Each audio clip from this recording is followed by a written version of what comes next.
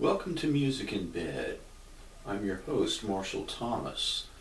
Music in Bed is the place, literally, where we interview the world's most famous singer-songwriters, the people who created the soundtrack of our lives. Now, today we're going to interview Woody Guthrie. Hello, Woody, and thanks for being here. And just let me say it's a pleasure to be here. Now, tell us a little bit about yourself, please. Where are you from? When were you born? I was born in Oklahoma, July 14, 1912. How did people live out there in Oklahoma? Did you live pretty well? Did you live a nice lifestyle, or was life hard? What was that like? We lived all right. I don't think I would say we were in the class of that John Steinbeck called the Okies, because my dad, to start with, was worth $40,000. He had everything hunky-dory, and then he started to have a little bad luck. In fact, our whole family had a little bit of it, and I don't know whether it's worth talking about or not, but, well, I never did talk it much. Well, that's what we want to hear about, but first, if you could, perhaps, could you tell us a little bit about your father? What was he like? What did he do?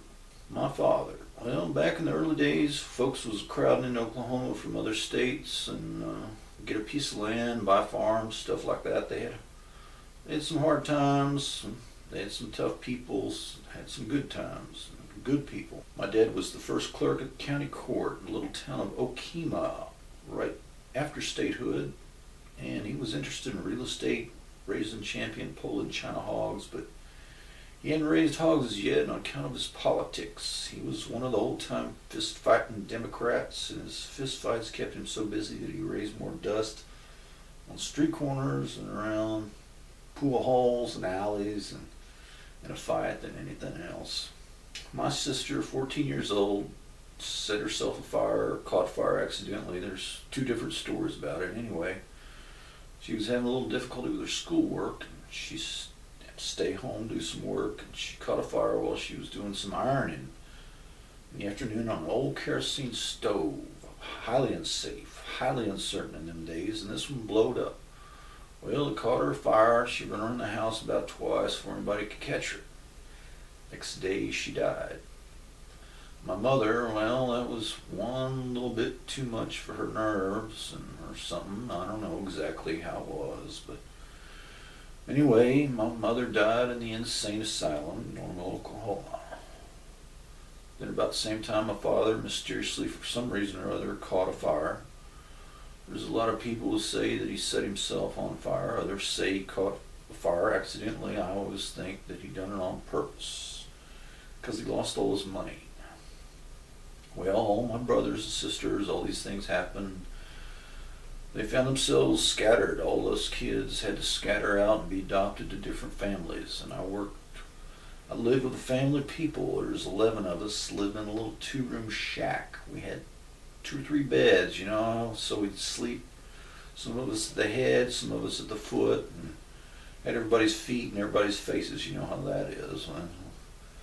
After that, I don't know, I kind of took to the road. I hit the road one day. That was the first day that I ever hit the highway to be what's called a rambling man or hobo or tramp. That was 1927.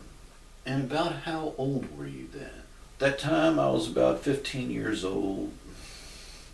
So then I went on down to Galveston, Texas, and hoed figs and all them there orchards down in that county. Helped drill oil wells, irrigated strawberries, helped a carpenter tear down a whole bunch of houses. That time I was about 16 years old. Well, Woody, did you start to sing and play guitar about then? How did this happen? How did it come about? Well, then I went back up into the panhandle of Texas, the big wheat belt up around Amarillo, Texas, North Amarillo, Texas, Canadian River, Oklahoma Panhandle, Texas Panhandle. When I got into that country, I got a job about the 3rd day I was there. I got a job with a fella on a root beer stand. Supposedly, he said he'd give me $3 a day to stand behind the counter and sell people root beer. So I told him I had the intelligence enough to do that. So I got around behind the counter and he told me, now in addition to this root beer, here's some bottles of another description, and if Anybody comes up and lays $1.50 on the counter here while you reach down and gently and firmly let him have one of these here bottles. Of course, one day my curiosity got the best of me and I just got to wondering what in the devil is in them bottles. So I opened up one, tasted it, and it was nothing in the world's but just unadulterated corn whiskey. So we was just a wheeling and dealing there in the whiskey business for a long time. This guy had a guitar laid around there, and a lot of times there wouldn't be any customers in the place, and I'd grab this here guitar and get to picking on it, around on it, and I thought, oh, it sounded awful pretty. And I learned a little old chord, just how to barely chord along, and finally I learned a few little old songs and just kind of drifted into it. I never did own a guitar though. In this part of Texas where I was working in this whiskey store was some of the worst dust storms in the history of the whole world, I guess. They just broke loose. Now here's a picture right there of, I'd like you to look at that. That there is a little town of Pampa, Texas. That's where my wife and 3 children are living now, and I hear from them about twice a week. Well, what happened the night the dust storm hit? What did you people do? Do you remember what happened or what people said? Well, you see the big picture here. It shows you the big dust storm coming up, and you know, just to see a thing of that kind coming towards you, you wouldn't know exactly what it was because it was a freak-looking thing. You never saw anything like it before, but we all sat there and we'd seen dust storms of every other different color, description, style, fashion, shade, design, model. Anyway, I remember the particular evening of April the 14th, 1935, that this dust storm here blowed up. I was standing, a whole bunch of us were standing just outside this little town here that you see. And so we watched the dust storm come up like the Red Sea, closing in on the children of Israel. Anyway, we stood there watching the son of a gun coming up, and I'm telling you, it got so black when that thing hit. We all run into the house, and all the neighbors congregated in the different houses around over the neighborhood, and we sit in there in the little old room. And it got so dark you couldn't see your hand before your face. You couldn't see anybody in the room. You could turn on an electric light bulb, a good strong electric light bulb in the little room, and that electric light bulb hanging in that room looked just like a cigarette burning. That was all the light that you could get out of it. So we got to talking, you know, and a lot of people in the crowd that was religious minded, well, they was pretty much well up on their scriptures, and they said, well, boys, girls, friends, relatives, neighbors, this is the end. This is the end of the world. And everybody just said, well, so long, it's been good to know you. And that's when I made up one of my little songs there.